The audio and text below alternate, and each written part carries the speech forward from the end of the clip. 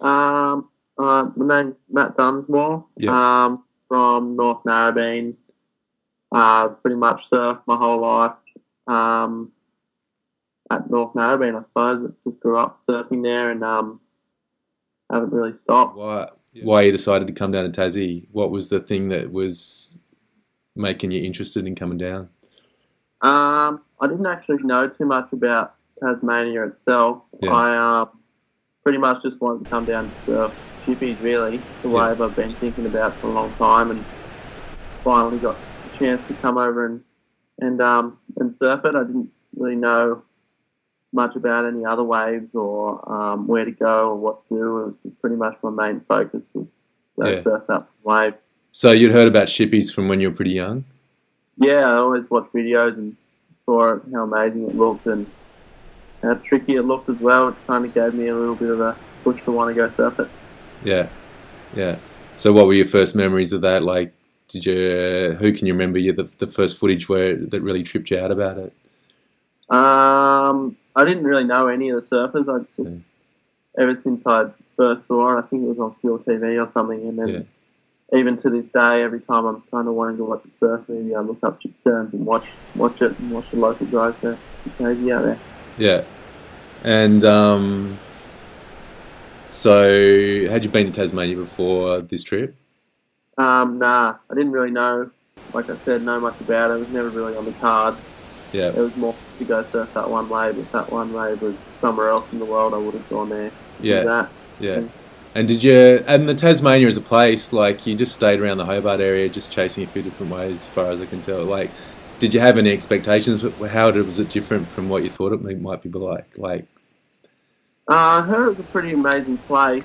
I know some friends have been over there on little surf trips and certainly lived up to the expectations. You know, that the countryside right by the water and the landscape of the big cliffs and everything's just so amazing. The people there are so down to earth and humble, and you know they definitely let me into the community. And what about the cold? Was it colder than what you thought? About the same, or?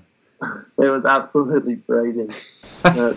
Getting the wetsuit on when there's frost on the car park or when there's snow on the mountain and you're like freezing, and then the wave doesn't come in a while. You're sitting there shaking and your muscles don't want to do anything that you want them to do and start like cramping up. And yeah, one of my gloves got ripped off as well, and my hand was just frozen the whole surf. I'm not used to wearing those big thick wetsuits and gloves and hoods and shoes and stuff either. Yeah. What are some of the best waves and the biggest waves you surfed before coming down to Tassie? Like, I noticed you've been to Fiji and stuff. Where would you rate like some of the biggest and best waves you've surfed before this trip? Yeah, I actually work in Fiji on a little island called Namotu as a lifeguard there. So I go there for a bit, and I've had some amazing sessions out Cloud Break. That wave is one of the best waves in the world. Yeah. Just so perfect. I've had South Narrabeen at home, pretty good. And then a few little breaks around home get pretty good as well. Why do you love big wave surfing so much? Different waves give different things, I suppose.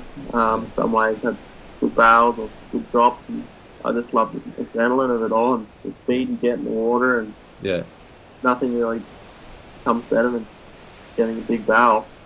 Like, ideally, you'd like to get a bit more professional with your big wave surfing and just keep doing what you're doing and see where it takes you, basically, or?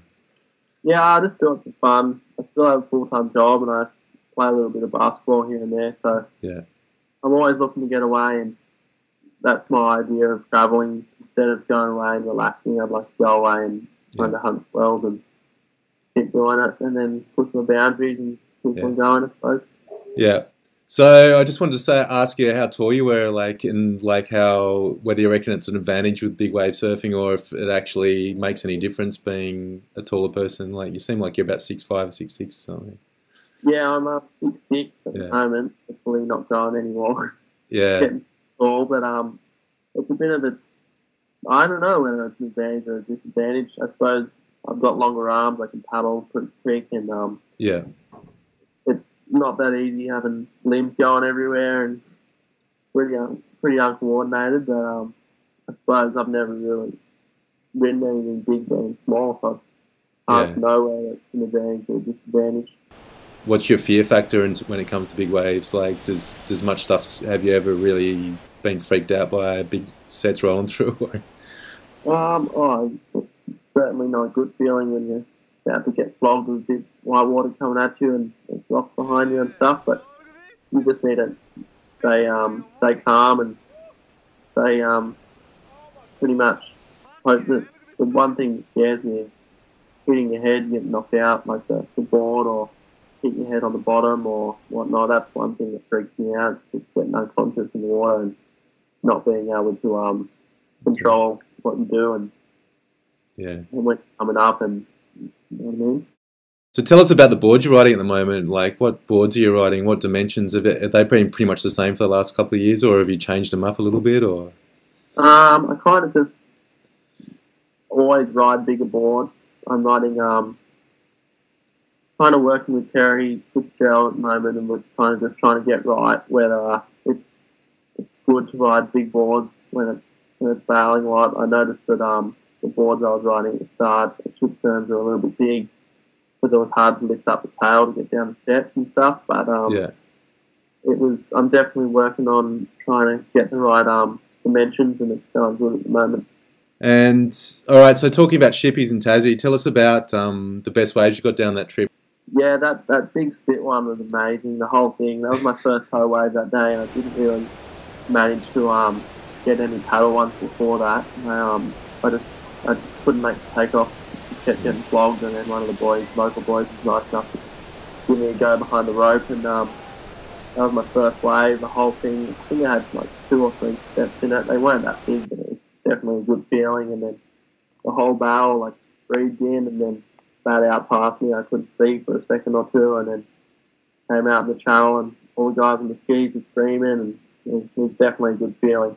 Yeah. Was that one of the best waves you've had? How does it compare to Fiji? Like, on your forehand, I suppose you can see it a bit better. Yeah, it was definitely one of the best feelings I've ever had. It wasn't the longest barrel, but it was just the feeling of coming out of that was just unreal. Yeah, you seemed pretty deep. Like, from the angle that I was shooting at, it like seemed like I didn't, whether you were going to come out or not. It's like fully like deep, being spit out with a crap load of water. Yeah, it was good. It kind of had a good bend to it, and the wave was nice enough to let me out. Some you make and some you don't. It's good. What stood out as the difference from footage you've seen in comparison to actually being out there? It was just the thickness of the wave. That trying to paddle into the wave at the start is like a 2 metre, maybe more, thick wall coming at you, and it hits this reef, and looking down that steep drop and actually meeting to the wave was way harder than I thought. And then having the boils coming up off the bottom and then steps, it was definitely a tricky wave. It got flogged a lot, but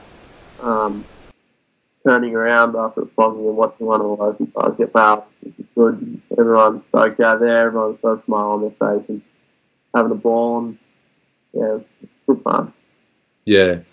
And it seemed like there was a little bit of difference from watching it for about 3 or 4 hours, like with the tides and different pulses. Like, it seemed to change, like, little subtle differences, hey, like, in terms of being able to paddle into it. Yeah.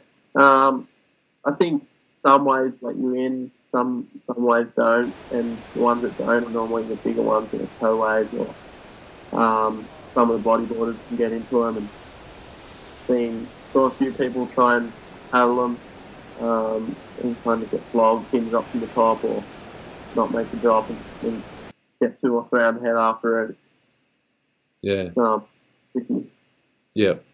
So tell us about some of the beatings you got. Like, was that one of the worst ones you got, where you got smacked on the neck or the shoulder or whatever? Yeah, there was a couple. That one was pretty bad. Kind of got hit my shoulder, and then hit my kind of got pushed down onto my neck a little bit, and then dragged across the bottom, and it kind of didn't let me off the bottom for a little bit, and then finally got to push off and do some breaststrokes, kind of through the whitewash, try and get up, and it was like 5 or 6 breaststrokes just to get to the top, just getting the turbulence pushing me down. And then, yeah, there was plenty. It was all part of it. That's just what happened. You got so lucky with the swells. There was like about 4 or 5 swells that hit in like 10 or 12 days, hey? Yeah, we were there for like 8 days, I think, all up, and we got pretty lucky.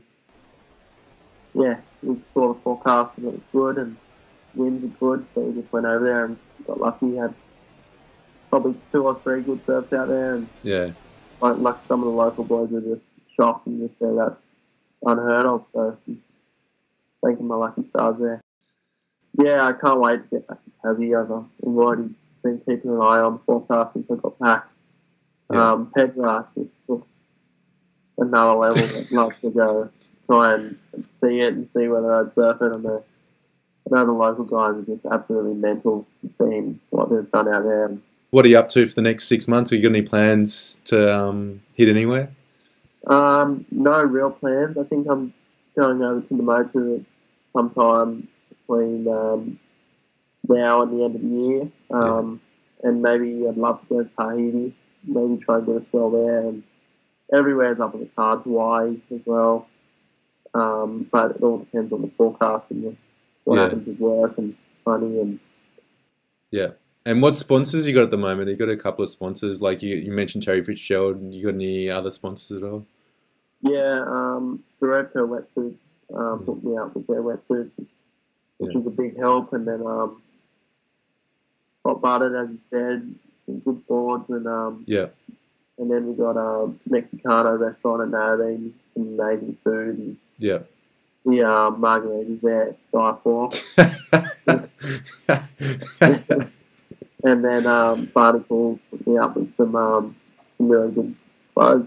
Pretty sorted at the moment, which is real good, thanks, man. Yeah, cool.